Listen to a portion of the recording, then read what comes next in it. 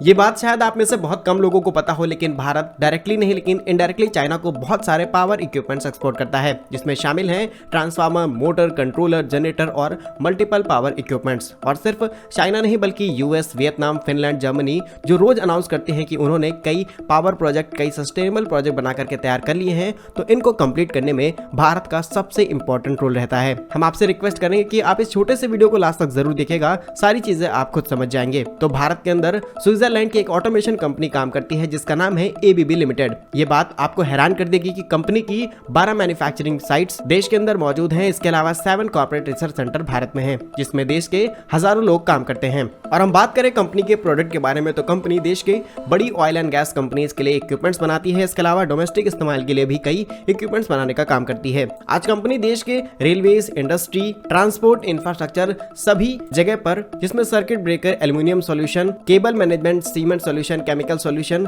Transformer, motor सहित 4000 से ज्यादा इक्विपमेंट्स की सप्लाई देश के अंदर की जाती है। हम आपको बता दें कि कंपनी का 13% हिस्सा एक्सपोर्ट किया जाता है, जिससे कंपनी की जो भी ग्लोबल यूनिट्स है वहां पर असेंबलिंग प्रोसेस की जाती है। और उसके बाद शुरू होती है चाइना में एक्सपोर्ट की कहानी। वहां से मेजॉरिटी चीजें चाइना, फिनलैंड और जर्मनी में एक्सपोर्ट की जाती हैं, लेकिन भारत से भी कंपनी डायरेक्टली वियतनाम, केन्या और बांग्लादेश के अंदर अपने प्रोडक्ट को एक्सपोर्ट करती है। और अब कंपनी ने अपनी 1 दर्जन यूनिट का रिकॉर्ड तोड़ दिया है, यानी कि अब 13वीं नई यूनिट का इनॉग्रेशन भारत में किया जा चुका है। रिपोर्ट्स के मुताबिक कंपनी ने नासिक के अंदर अपनी नई यूनिट का इनॉग्रेशन किया है, जहां पर specially gas insulated switch gears यानी GIS को प्रोडक्शन किया जाएगा। आपको बता दें, महाराष्ट्र में तैयार की गई इस नई यूनिट को कई एडवांस मशीनों से तैयार किया गया है। इसमें सारा प्रोसेस जो है रोबोटिक्स तरीके से किया जाएगा, क्योंकि गैस काफी सेंसिटिव एलिमेंट है। आज देश के अंदर हाइड्रोजन से लेकर के मल्टीपल गैसेस को एक स्टेट से दूसरे स्टेट ट्रांसपोर्ट करना है। ऐसे में कई सेंसिटिव पाइपलाइंस अंडरग्राउंड इंस्टॉल की जा रही हैं। ऐसे में लीक ना हो, इसलिए बहुत ही अच्छी क्वालिटी के गैस स्विच गियर का इस्तेमाल किया जाएगा।